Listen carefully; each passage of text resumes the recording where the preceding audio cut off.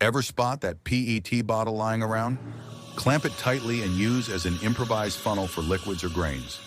Watch trash transform into a practical, cost-free tool. Adjust the neck by turning the clamp screw for a snug seal.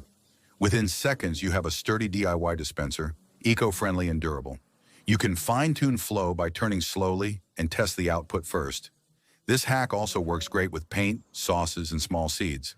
Store it easily in a drawer or attach it to a workbench.